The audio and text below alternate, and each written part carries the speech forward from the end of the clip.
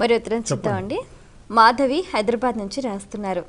మాఘమాసంలో పుణ్య స్నానాలు చేస్తే విశేష ఫలితమని ఎందుకంటారు, తెలియచేయగలరు అంటూ రాస్తున్నారు.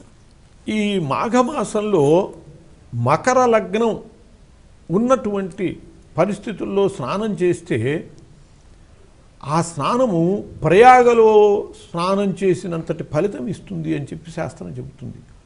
అందువలన ఈ మాఘంలో మామూలు స్నానమే కాదు, అసలు ప్రయాగకే వెళ్ళి స్నానం చేయగలిగితే అది అనంతమైనటువంటి పుణ్యాన్ని ఇస్తుంది అని చెప్పి కూడా చెబుతారు. ఇక్కడ ఉండి స్నానం చేసినా ప్రయాగలో చేసిన పుణ్యం వస్తుంది అని అంటే, ప్రయాగ అంటే త్రివేణి సంగమం.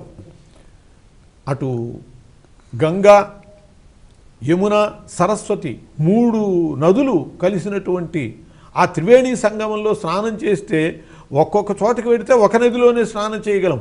ప్రయాగలో స్నానం చేయటం వల్ల 3 నదుల్లో ఏకకాలంలో చేసినటువంటి స్నానం ఫలితం లభిస్తుంది.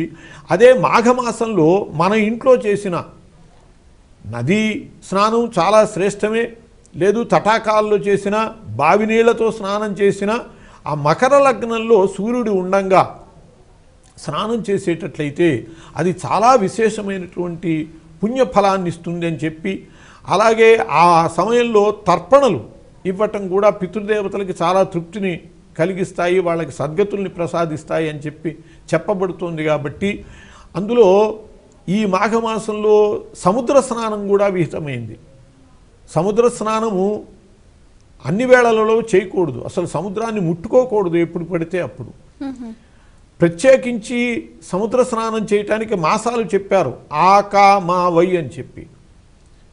ఆషాఢ మాసము, ఆషాఢ పౌర్ణమి, మాఘ పౌర్ణమి, కార్తీక పౌర్ణమి, వైశాఖ పౌర్ణమి, ఈ 4 పౌర్ణములందు సముద్ర స్నానం చేయటం వల్ల సింధు స్నానం చాలా విశేషమైనటువంటి ఫలితాన్ని ఇస్తుంది. ఆ అవకాశము ఈ మాఘమాసంలో మనకి ఉన్నది. కాబట్టి ఇట్లా ఈ స్నానం వల్ల అనేక రకాల ఫలితాలు మాఘమాసంలో చేసేటటువంటి మకర స్నానం, మకర లగ్నంలో సూర్యుడు ఉండంగా, మనం ఇంత క్రితం ధనుర్లగ్నం మకర లగ్నంలోకి వచ్చాక మకర సంక్రమణం జరుపుకున్నాం.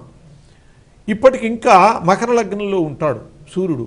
అటువంటి మకర లగ్నంలో సూర్యుడు ఉండంగా కనుక స్నానం చేసేట్లయితే అది చాలా విశేషమైనటువంటి ఫలితంగా శాస్త్రాలు చెబుతున్నాయి. కాబట్టి ప్రయాగ స్నాన ఫలితం ఇస్తుందని చెప్పి చెబుతున్నారు. కాబట్టి అందులో కూడా మాఘపు ఆదివారాలు, మాఘమాసంలో ఆదివారానికి చాలా ప్రత్యేకత ఉన్నది. ఈ మాఘమాసం సూర్యభగవానుడికి చాలా ముఖ్యమైనటువంటిది. సూర్యుని జయంతి కలగటమే కాదు, అసలు ఈ మాఘమాసం మొత్తానికి కూడా సూర్యుని యొక్క విశిష్టత చాలా ఉన్నది. ఈ మాఘమాసంలో విశేషించి సూర్యుని వారము ఆదివారం, వారాల్లో భానువారము అని అంటాం. సూర్యుడు ఆదివారానికి అధిష్టాత కాబట్టి అటువంటి మాఘపాదివారాలు అంటారు ప్రత్యేకించి. ఈ మాఘపాదివారాలు స్నానం చేయటం, ఏకభుక్తం చేయటం, ఆ సూర్యభగవాను జయ సదా సవితృమండల మధ్యవర్తి నారాయణ అని చెప్పి ఆ నారాయణ స్వరూపుడైనటువంటి ఆ సూర్యనారాయణుని పూజ చేసుకోవటము. సప్తమి నాడు మనం ఆయనకి పొంగలి పెడతాం. రథి ఆయన మహారథి, సప్తాశ్వరథుడు ఆయన. అందువల్ల 7 రథాలు సిద్ధం చేసి రథసప్తమి నాడు 7 రథాలు వాటి యందు ఆయనకు సమర్పించేటటువంటి పొంగలి, చిక్కుడాకుల్లో పొంగలి పెట్టి సమర్పించి దాన్ని ప్రసాదంగా చిక్కుడాకులతోనే మనం తీసుకుంటాం. చిక్కుడాకులలో ఆ వేడి పొంగలి పెట్టడం వల్ల ఆ చిక్కుడాకులకు సంబంధించినటువంటి సారం కూడా మనకు వెళుతుంది. వైద్యశాస్త్రము మనకి పర్వదినాలన్నీ కూడా మన ఆరోగ్యాన్ని దృష్టిలో పెట్టుకుని చెబుతోంది. ఏ రోజున, ఏ కాలంలో, ఏ ఋతువులో ఏ రకమైనటువంటి పత్రాల సారం మనకి అందాలి.